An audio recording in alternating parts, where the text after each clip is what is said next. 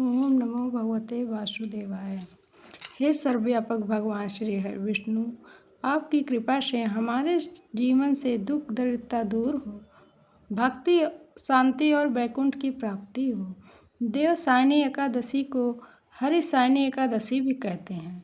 यह आषाढ़ मास के शुक्ल पक्ष की एकादशी को आती है। देवसायनी एकादशी इसलिए मनाई जाती है क्योंकि इस दिन भगवान श्री हरि विष्णु 4 महीने के लिए क्षीर सागर में योग निद्रा में चले जाते हैं, जिससे चतुर्मास की शुरुआत होती है, जिसे चतुर्मास भी कहा जाता है। इस दिन भगवान विष्णु और माता लक्ष्मी की पूजा की जाती है। इस देवसायनी एकादशी व्रत करने से भक्त के जीवन में धर्म, अर्थ, काम और मोक्ष की प्राप्ति होती है। जो व्यक्ति विधि पूर्वक देवसायनी एकादशी करता है वह वैकुंठ को प्राप्त करता है। शास्त्रों के अनुसार इस दिन व्रत रखने से हजारों यज्ञों का फल मिलता है। जो जीवन भर एकादशी करता है वह जन्म मरण से मुक्त होता है। पौराणिक कथाओं के अनुसार बहुत प्राचीन समय की बात है, जब सृष्टि अभी अपनी पूर्णता की ओर बढ़ रही थी। देवता और असुर के बीच संतुलन बना हुआ था। उस समय भगवान श्री हरि विष्णु ही सृष्टि के पालन करता थे। तीनों लोक, स्वर्ग, पृथ्वी और पाताल उनकी कृपा से चल रहे थे। सभी देवता, ऋषि, मुनि, मनुष्य, अन्य प्राणी भगवान विष्णु के नियमों के अनुसार जीवन व्यतीत करते थे। परंतु समय के साथ असुरों के मन में अहंकार बढ़ने लगा। वे स्वयं को शक्तिशाली समझने लगे और देवताओं से ईर्ष्या करने लगे। धीरे धीरे उन्होंने स्वर्ग पर अधिकार जमाने की योजना बनानी शुरू कर दी। उन्हें असुरों में एक अत्यंत पराक्रमी और मायावी असुर था, जिसका नाम बलि था।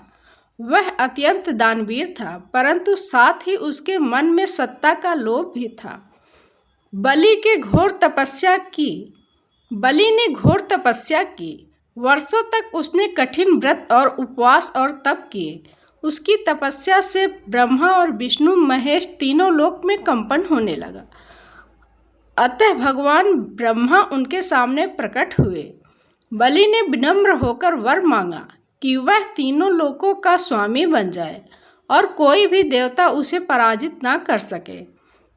ब्रह्मा ने कहा, हे बलि, तुमने घोर तप किया है। मैं तुम्हें वर देता हूँ कि तुम अजय बनोगे, परंतु धर्म से कभी विचलित मत होना। वर पाकर बलि और अधिक शक्तिशाली हो गया। उसने देवताओं पर आक्रमण कर दिया, स्वर्ग पर अधिकार कर लिया। इंद्र सहित सभी देवता भयभीत होकर ब्रह्मलोक पहुँचे और भगवान विष्णु से रक्षा की प्रार्थना करने लगे। भगवान विष्णु ने देवताओं की पीड़ा सुनी। उन्होंने कहा, हे देवताओं, चिंता मत करो, मैं स्वयं उपाय करूंगा। इसी समय माता अदिति, जो देवताओं की माता थी, उन्होंने भी भगवान विष्णु की आराधना की। उनकी भक्ति से प्रसन्न होकर भगवान विष्णु ने वामन अवतार लेने का निर्णय किया। वामन अवतार लेकर भगवान एक छोटे से ब्राह्मण बालक के रूप में प्रकट हुए। उनका तेज इतना प्रखर था कि सभी उन्हें देखकर मोहित हो गए। उधर राजा बलि ने एक विशाल यज्ञ का आयोजन किया था। वह प्रतिज्ञा कर चुका था कि जो भी याचक आएगा उसे खाली हाथ नहीं लौटाएगा। वामन भगवान उसी यज्ञशाला में पहुंचे। बलि ने उन्हें देखकर सम्मान पूर्वक कहा, हे ब्राह्मण बालक, तुम जो चाहो मांगो। वामन ने मुस्कुराते हुए कहा, महाराज, मुझे केवल 3 पग भूमि चाहिए। बलि हंस पड़ा, इतने विशाल यज्ञ में आए हो, केवल 3 पग भूमि मांगते हो, कुछ और मांग लो। वामन ने कहा, मुझे इतना ही पर्याप्त है। बलि ने गुरु शुक्राचार्य की चेतावनी को अनदेखा करते हुए दान देने का संकल्प कर लिया। जैसे ही बलि ने जल लेकर दान की पुष्टि की, वामन का स्वरूप विशाल होने लगा। वे त्रिविक्रम बन गए। एक पग में उन्होंने पृथ्वी को नाप लिया, दूसरे पग में स्वर्ग और आकाश को। अब तीसरे पग के लिए कोई स्थान शेष नहीं बचा।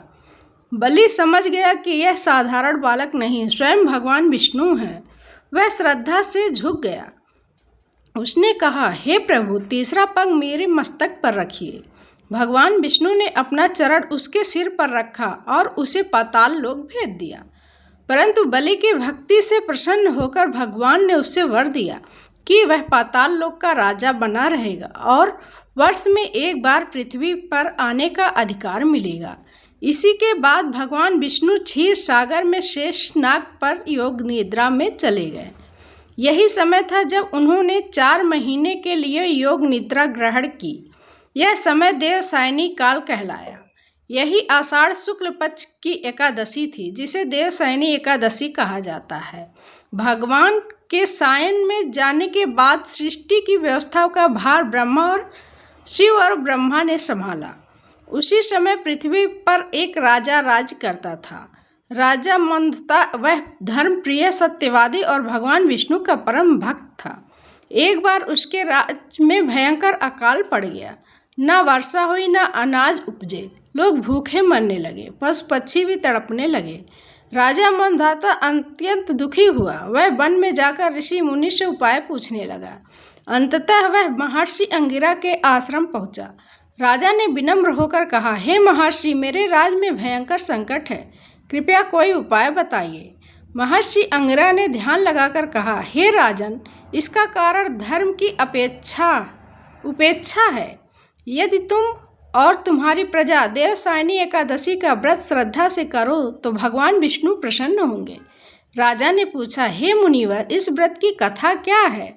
तब महर्षि ने यही कथा सुनाई, वामन अवतार बलि और भगवान शयन की कथा। राजा मंदता ने पूरी श्रद्धा से इस कथा को सुना और व्रत का संकल्प लिया। उसने अपनी प्रजा के साथ भगवान विष्णु की भक्ति की। कुछ ही दिन में बादल घिराए, मूसलधार वर्षा हुई, खेत लहलहाने लगे, नदियां भर गई, अकाल समाप्त हो गया, प्रजा सुखी हो गई। देवसायनी एकादशी। एक बार युधिष्ठिर ने पूछा, भगवान, आषाढ़ के शुक्ल पक्ष में कौन सी एकादशी होती है? उसका नाम और विधि क्या है, यह बतलाने की कृपा करें। भगवान श्री कृष्ण बोले, राजन, आषाढ़ शुक्ल पक्ष की एकादशी का नाम देवसायनी एकादशी है। मैं उसका वर्णन करता हूँ। वह महान, पुण्यमयी और स्वर्ग और मोक्ष प्रदान करने वाली, सब पापों को हरने वाली तथा उत्तम व्रत है। आषाढ़ शुक्ल पक्ष में सायनी एकादशी के दिन जिन्होंने कमल पुष्प से कमल लोचन भगवान विष्णु का पूजन तथा एकादशी का उत्तम व्रत किया है, उन्होंने तीनों लोक और तीनों सनातन देवताओं का पूजन कर लिया। हरिसायनी एकादशी के दिन मेरा एक स्वरूप राजा बलि के यहाँ रहता है और दूसरा क्षीर सागर में शेषनाग की शैया पर तब तक सायन करता है जब तक आगामी कार्तिक की एकादशी नहीं आ जाती। अतः आषाढ़ शुक्ल पक्ष की एकादशी से लेकर कार्तिक शुक्ल एकादशी तक मनुष्य की भली भांति धर्म का आचरण करना चाहिए।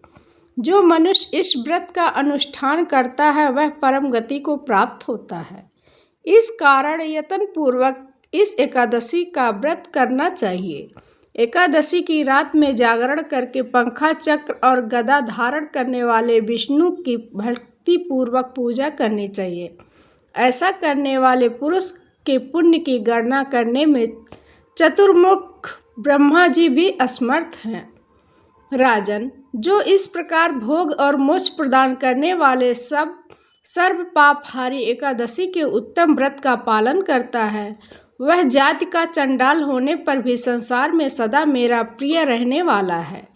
जो मनुष्य दीपदान, पलाश के पत्ते पर भोजन और व्रत करते हुए चौमास व्यतीत करते हैं, वे मेरे प्रिय हैं। चौमास्य में भगवान विष्णु सोए रहते हैं, इसीलिए मनुष्य को भूमि पर शयन करना चाहिए। सावन में शाक, भादों में दही, क्वार में दूध और कार्तिक में दाल का त्याग कर देना चाहिए। जो चौमास में ब्रह्मचर्य का पालन करता है वह परम गति को प्राप्त होता है। राजन, एकादशी के व्रत से ही मनुष्य सब पापों से मुक्ति हो जाता है। अतः सदा इसका व्रत करना चाहिए।